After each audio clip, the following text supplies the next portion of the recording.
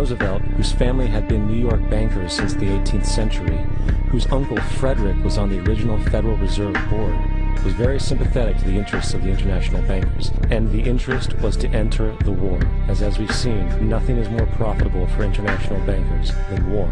In a journal entry by Roosevelt's Secretary of War Henry Stimson, dated November 25, 1941, he documented a conversation he had with Roosevelt.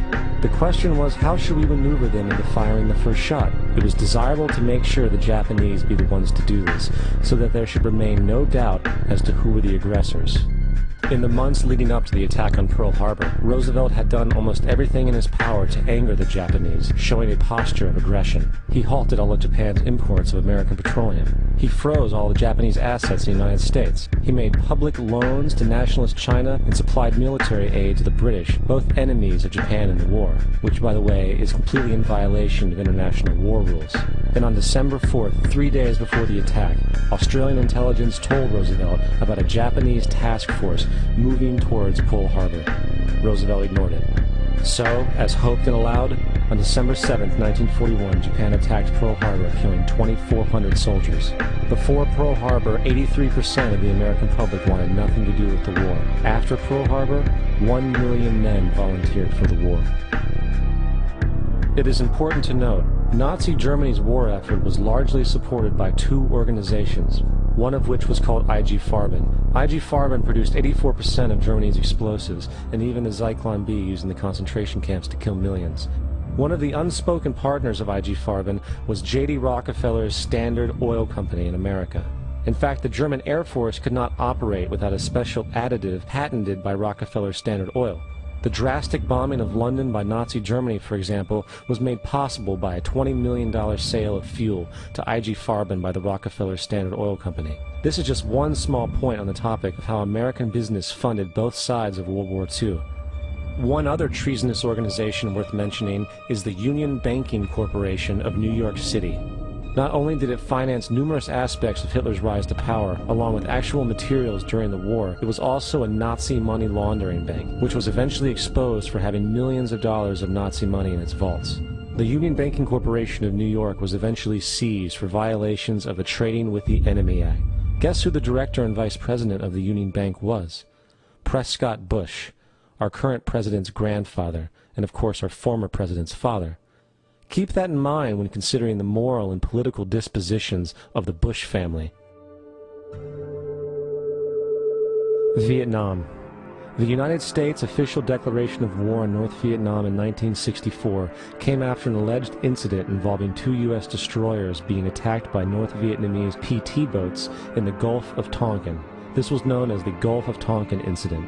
This single situation was the catalytic pretext for massive troop deployment and full-fledged warfare. One problem, however, the attack on the U.S. destroyers by Vietnamese PT boats never happened.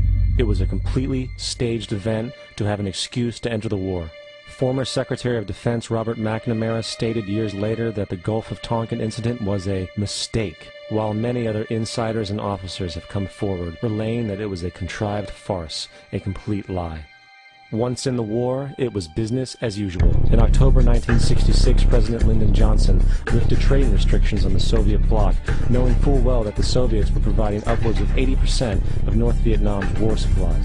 Consequently, Rockefeller interests financed factories in the Soviet Union, which the Soviets used to manufacture military equipment and send it to North Vietnam.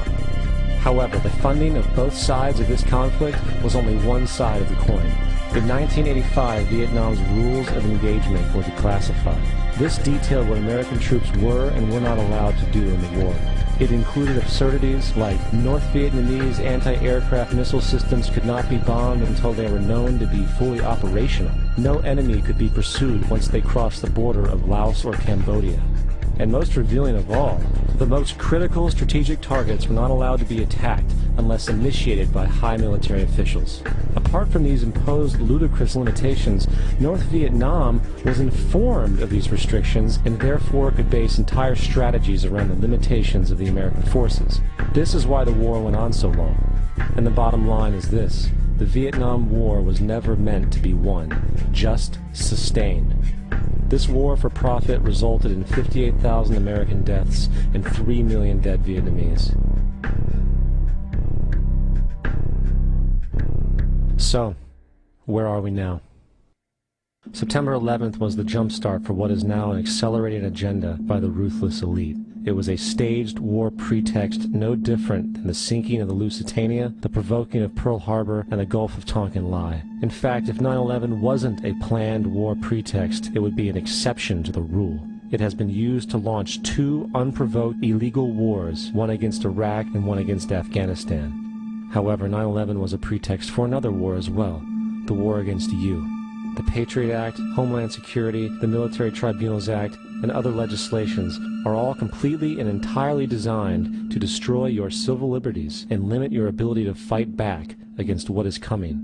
Currently in the United States, unannounced to most brainwashed Americans, your home can be searched without a warrant, without you being home. You can in turn be arrested with no charges revealed to you, detained indefinitely with no access to a lawyer, and legally tortured, all under the suspicion that you might be a terrorist. If you need a painted picture of what is happening in this country, let's recognize how history repeats itself. In February 1933, Hitler staged a false flag attack, burning down his own German parliament building, the Reichstag, and blamed it on communist terrorists. Within the next few weeks, he passed the Enabling Act, which completely eradicated the German Constitution, destroying people's liberties. He then led a series of preemptive wars, all justified to the German people as necessary to maintaining homeland security.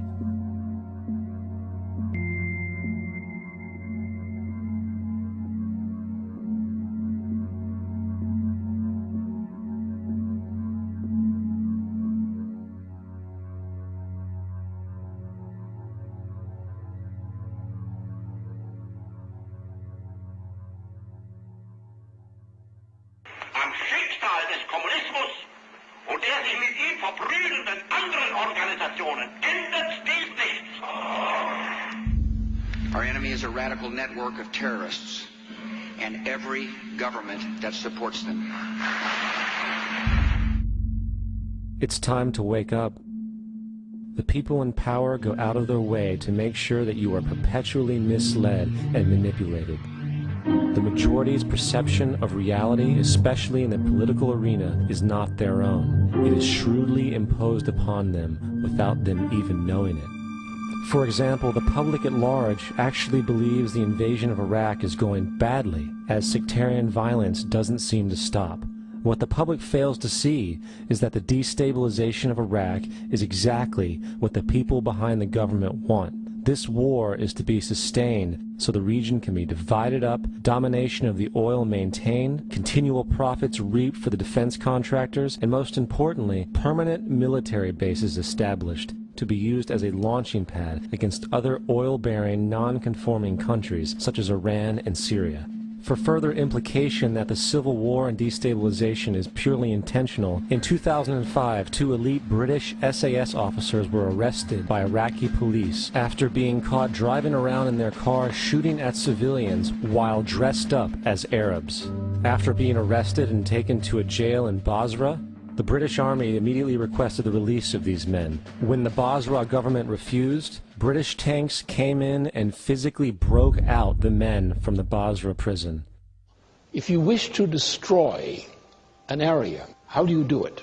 Well, there are 2 ways. You can go in there and bomb it and so forth, but that is not very efficient.